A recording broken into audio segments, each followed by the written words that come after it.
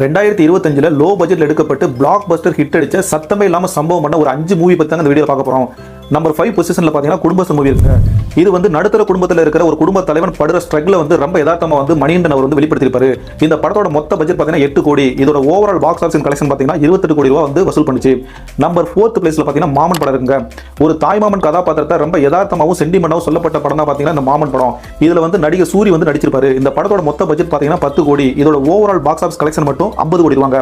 அடுத்ததா நம்பர் 3 பொசிஷன்ல பாத்தீங்கன்னா டிராகன் மூவி தாங்க இருக்கு. இந்த படத்தோட மொத்த பட்ஜெட் 35 கோடி. ஆனா இதோட ஓவரால் பாக்ஸ் ஆஃபீஸ் கலெக்ஷன் மட்டும் பாத்தீங்கன்னா 150 கோடி.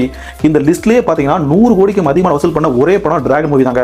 இந்த படத்துல பிரதீப் ரங்கநாதன் வந்து நடிச்சிருந்திருப்பாரு. இது வந்து நல்ல ஒரு காமெடி கமர்ஷியல் மூவியை வந்து வெளிவந்திருக்கும். அதுக்கடுத்து பாத்தீங்கன்னா நம்பர் 2 பொசிஷன்ல இயக்குனர் பாண்டிராஜ் அவர்கள் இயக்கத்தில் வெளிவந்த தலைவன் தலைவி மூவி தாங்க. இந்த படத்துல விஜய் சேதுபதி அவர்களும் நித்யா மேனன் அவர்களும் லீட் ரோல் பண்ணிருப்பாங்க. அதாவது பாத்தீங்கன்னா ஒரு குடும்பத்துல கணவன் மனைவிக்குள்ள நடக்கிற யதார்த்தமான சண்டைகளும் அதை ஒருத்தர் எந்த அளவுக்கு விட்டு கொடுத்து போகணும் அப்படிங்கறது ரொம்ப வந்து ஒரு ஃபேமிலி என்டர்டைனர் மூவியை வந்து எடுத்துருப்பாங்க. அடுத்ததா நம்பர் 1 பொசிஷன்ல இருக்கிற படத்தை பார்க்க முன்னாடி மறக்காம இந்த வீடியோக்கு வந்து லைக் பண்ணிக்கோங்க, நம்ம சேனலை சப்ஸ்கிரைப் பண்ணி ஃபாலோ பண்ணிக்கோங்க.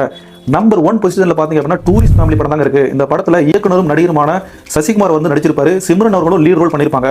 இதுவும் வந்து ஒரு நல்ல ஃபேமிலி என்டர்டைனர் மூவி வந்து வெளிவந்துச்சுங்க. இந்த படத்தோட பட்ஜெட் பாத்தீங்கன்னா 7 கோடி தாங்க. ஆனா இதோட ஓவரால் கலெக்ஷன் பாத்தீங்கன்னா 90 கோடி.